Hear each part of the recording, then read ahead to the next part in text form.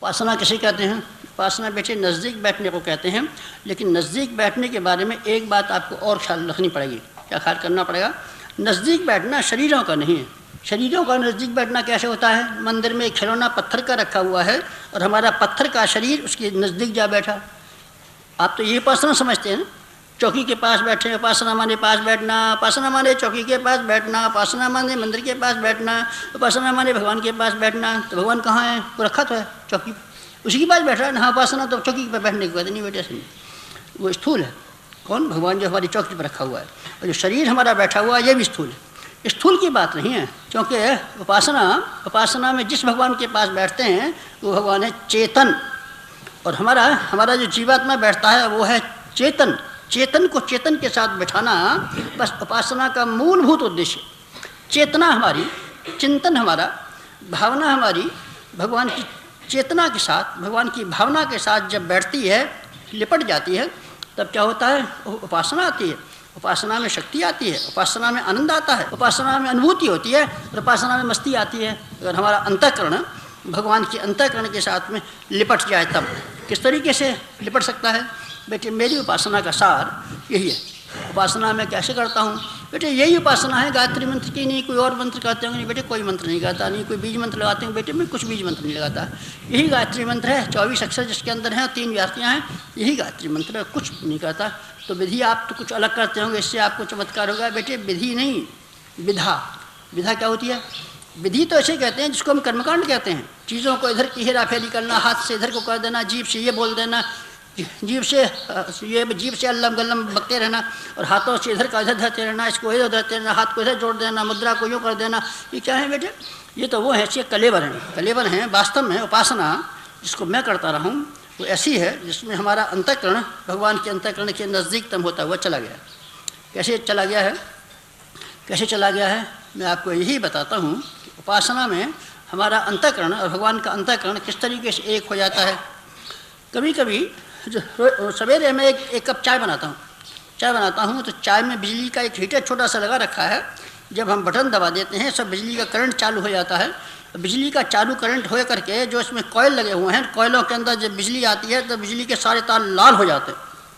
और इतने लाल हो जाते हैं अगर हम गलती से छू लें तो बिजली हमारी जान ले जाएगी। वो कॉयल ऐसे हो जाते हैं। तो आप क्या करते हैं उपासना में? उपासना में हम ये करते हैं, उपासना में भगवान की शक्ति, भगवान हमारी अंतरात्मा में, हमारी कॉयलों में, लोहे के तारों में आकर के उस तरीके से समा जाता है कि हमको ये फ़र्क करना मुश्किल होता है कि हमारा अंतःकरण, भगवान का अंतःकरण एक है कि अथवा दो हैं। दोनों के अंतःकरण एक हो जाते हैं। इसका क्या मतलब है? इसका मतलब यह है कि चिंतन जिस तरीके से भगवान करता होगा, भगवान की जो इच्छाएँ रही होंगी, भगवान जैसा उदात्त रहा होगा, हम प्रयत्न ये करते हैं कि हमारी मनस्थिति और भगवान की मनस्थिति दोनों का मूल्यांकन और दोनों का लेखा जोखा और दोनों का स्वरूप लगभग एक हो जाए। एक नहीं हो जाता तो अभी हम ये कोशिश करते हैं। उपासना के समय मैं अपनी भावनाओं का वर्णन करता हूँ। उपासना के समय में असली कीमत भावनाओं की है। उपासना के समय में असली कीमत भावना की है। लोग तो वही स्थूल बातें कहते रहते हैं। उपासना के समय मन नहीं लगता, उपासना के समय प्रकाश नहीं दिखता, उपासना के समय गणेश जी नहीं दिखता, उपासना के यानी क्या बकते रहते हैं। ये बकवास। उपासना में रस आता है। उपासना का अर्थ यह है कि भगवान की भावनाएं और भगवान का स्तर और हमारी भावना और हमारा स्तर दोनों को एक होना चाहिए। कमी रह जाती है, हाँ बेटे कुछ कमी भी रह जाती है। एक होने में पूरी तरह सफल नहीं हो पाते तो ये कोशिश करते हैं कि जितना ज़्यादा नज़दीक हो सकें उतना ज़्यादा नज़दीक होने की कोशिश करें। थोड़े से उदाहरण हमारे सामने रहते हैं। कौन कौन से उदाहरण सामने रहते हैं? ये उदाहरण सामने रहते हैं कि बेल पेड़ के साथ में लिपटती हुई चली जाती है। बेल बड़ी कमज़ोर होती है, बेल बड़ी पतली होती है, बेल बड़ी असमर्थ होती है, ज़मीन पर फैल सकती है, ऊँची नहीं चढ़ सकती, लेकिन पेड़ से लिपटती हुई चली जाती है और उतनी ऊँची हो जाती है जितना कि पेड़। हम ये कोशिश करते हैं उपासना के समय कि हम भगवान रूपी पेड़ के साथ अपनी अंतरात्मा रूपी बेल को लिपटाते हुए चले जाएं, उसके चारों ओर छाते हुए चले जाएं और उसकी ऊंचाई, उसकी गरिमा, उसकी महिमा के बराबर अपने नाचीज व्यक्तित्व और अस्तित्व को उठाते हुए चले जाएं। हमारी मनस्थिति ये होती है बेल की जैसी। और कैसी मनस्थिति होती है बेटे? मनस्थिति को ये बनाने की कोशिश करते हैं कि हमारी कामनाएं हमारी कामनाएं ख़त्म हो जाएं, उस कामना पर भगवान की कामनाएं काम करें, भगवान की भावनाएं काम करें। हम खाली हो जाएं और खाली होकर के इसके भीतर भगवान अपना काम करने के लिए स्वाधीन हो जाए, स्वच्छंद हो जाए। सोहम की उपासना में इसी की बात कहते हैं। हम जब कहते हैं तो अपने अहंकार को निकाल देते हैं, सो को अपने भीतर प्रवेश करते हैं। सोहम की उपासना में इसी मान्यता का वर्णन किया गया है। हम अपनी उपासना में इन्हीं भावनाओं को, इन्हीं वृत्तियों को विकसित करने की कोशिश करते हैं।